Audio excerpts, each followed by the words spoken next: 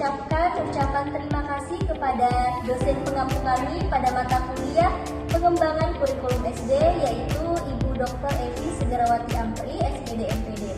Di sini kami akan memperkenalkan diri terlebih dahulu sebelum kita masuk ke dalam sesi presentasi hasil observasi di SD Negeri 007 Sidodadi. Perkenalkan, saya Wanda Kartika Dewi. Saya Firandani. Saya Dimas. Saya Rahmat. Dan kami juga punya satu teman yang bertugas sebagai editor dan kameramen, yaitu Munawara. Nah, pada kali ini kita akan mempresentasikan hasil observasi kami berupa laporan yang berjudul Analisis Profil Kurikulum pada SD Negeri 007 Sidodadi. Adapun poin pertama yang akan kami bahas yaitu latar belakang dari observasi kami. Nah, laporan ini akan menganalisis penerapan kurikulum merdeka yang dirancang untuk menjawab tantangan abad ke-21 dan memulihkan learning loss. Sebenarnya inti dari kurikulum merdeka yaitu otonomi sekolah, fleksibilitas belajar, dan fokus pada pengembangan karakter profil pelajar Pancasila atau P3. Nah, kurikulum ini juga mendorong pergeseran dari surface learning ke deep learning untuk kedalaman materi. Selanjutnya ada tantangan, yaitu banyak sekolah yang hanya mengadopsi saja, tetapi secara administratif dia tidak mengubah pedagogis yang nyata. Oleh karena itu, di sini kami akan fokus pada rekayasa pedagogis, yaitu bagaimana sekolah secara proaktif merancang dan menginterpretasikan kurikulum nasional seperti CP agar sesuai dengan konteks siswa. Observasi awal di SD Negeri 007 Sidodadi menunjukkan adanya upaya sungguh-sungguh untuk menerapkan rekayasa pedagogik ini.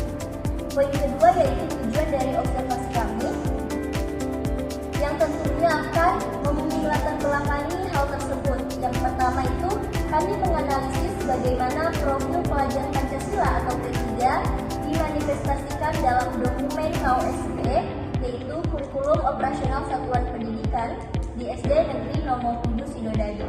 Yang kedua, kami juga menganalisis proses rekayasa pedagogik sekolah dalam menerjemahkan capaian pembelajaran menjadi alur tujuan pembelajaran. Dan yang terakhir itu, kami juga mengeksplorasi temuan wawancara dengan guru untuk mengonfirmasi implementasi deep learning di kelas. Tepatnya itu oleh Ibu Fitri kelas 1. Selanjutnya akan dilanjutkan oleh teman saya, yaitu Fira Amrani. Baik, saya Fira. Di sini saya akan menjelaskan tentang landasan teori rekayasa pedagogik. Tentunya analisis kami didasarkan pada kerangka teori utama, yaitu konsep rekayasa pedagogik menurut Nino DKK dan kawan-kawan pada tahun 2021. Di sini saya akan memaparkan dua poin utama, yaitu rekayasa yang pertama, yaitu rekayasa pedagogik.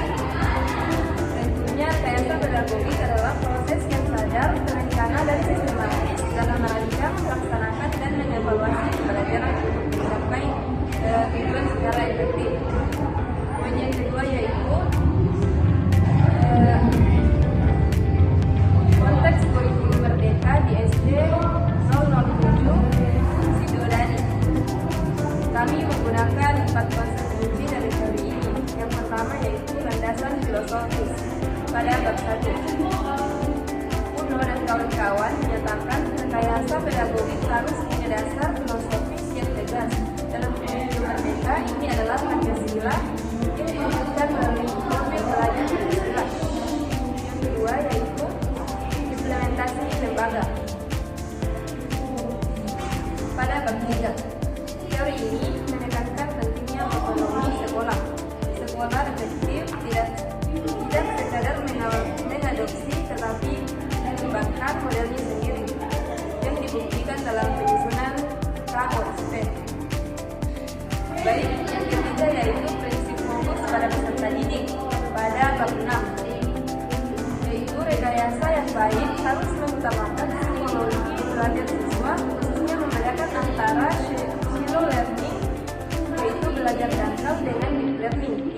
belajar mendalam.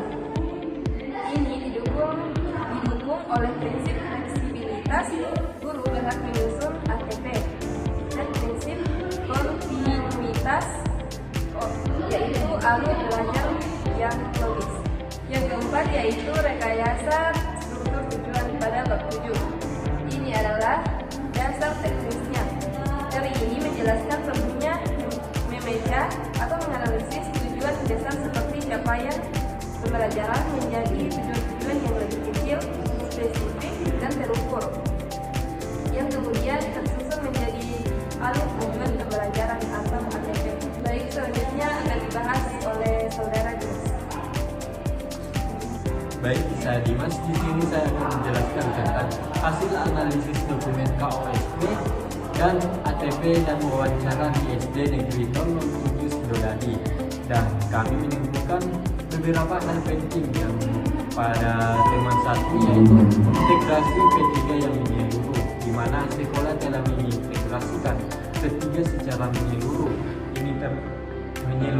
Dan ini terlihat jelas dalam visi misi sekolah dalam materi KOSP yang memetakan distribusi P3, serta dalam modul ajar guru yang konsisten mencantumkan P3. Terus pada temuan kedua yaitu proses beda CP yang terstruktur. Sekolah tidak hanya mengadopsi CP dari pemerintah, tetapi temuan penting kami adalah adanya proses beda CP yang terstruktur melalui forum KKG mini di tingkat sekolah. Dalam forum ini, guru berkolaborasi menganalisis CP untuk menyamakan persepsi mengenai kompetensi inti yang dituju. Terus pada temuan ketiga yaitu pengembangan ATP yang logis, di mana setelah beda CP, guru diberi kebebasan melalui KKG mini, yang dimana untuk membuat ATP mereka sendiri. Dalam analisis dokumen ATP menunjukkan alur yang sangat logis dan hierarkis, bergerak dari konsep konkret ke abstrak, dari sederhana ke kompleks. Ini menunjukkan pertimbangan pedagogis yang mendalam. Terus pada penemuan ketiga yaitu penemuan keempat yaitu verifikasi praktik di kelas, di mana kami telah mewawancarai Ibu Fitri di kelas 1. Beliau menyatakan bahwa dokumen KOSP dan ATP yang mereka susun memberi keleluasan lebih besar dalam mengajar, karena secara khusus beliau menegaskan fokus pembelajaran lebih bergeser kepada credit learning. Tujuannya adalah memastikan siswa benar-benar menguasai konsep esensial tanpa terburu-buru menyelesaikan materi. Dan temuan yang paling menarik adalah adanya formula atau struktur kerja internal yang disebut formula 8334, dan keberadaan jargon ini internal menunjukkan bahwa sekolah telah menerapkan rekayasa pedagogi hingga tingkat praktik di kelas.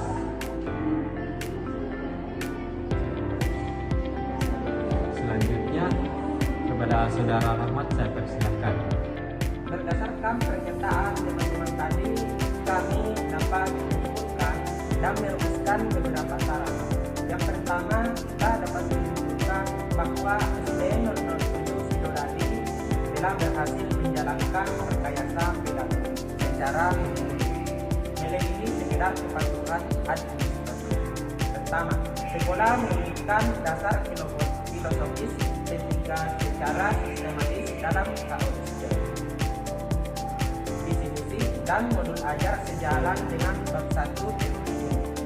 Kedua, rekayasa pedagogik terlihat jelas dalam proses beda CP di KKG ini yang menghasilkan ATP yang logis dan berbeda.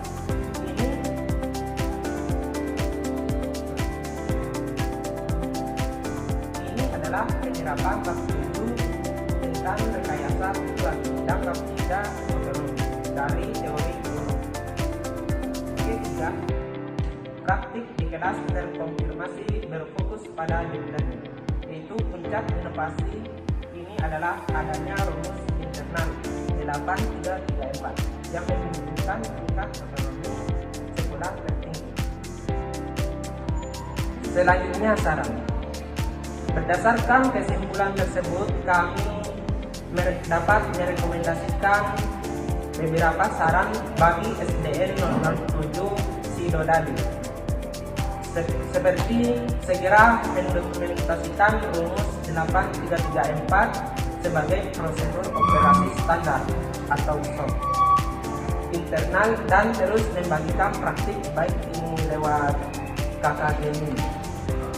Selanjutnya, bagi satuan pendidikan lain, fokuslah pada proses rekayasa seperti merancang sendiri, bukan hanya adopsi seperti menurut dokumen, gunakan kurikulum merdeka untuk fokus pada deep learning. Selanjutnya, bagi peneliti berikutnya, sangat penting untuk melakukan penelitian lebih lanjut untuk mengungkap rincian, struktur, dan efektivitas dari rumus internal 8334. Sekian presentasi dari kelompok kami. Terima kasih.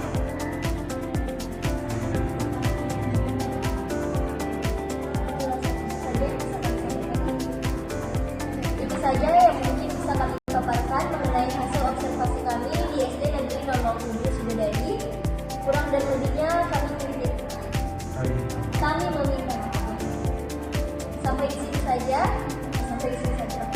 Sampai di sini saja pemaparan materi kami dari hasil observasi yang telah kami lakukan di SD Negeri 007 Sidodadi. Kami memohon maaf apabila banyak kesalahan dalam penulisan maupun pemaparan dari kami. Wabillahi taufiq wal hidayah. Wassalamualaikum warahmatullahi wabarakatuh.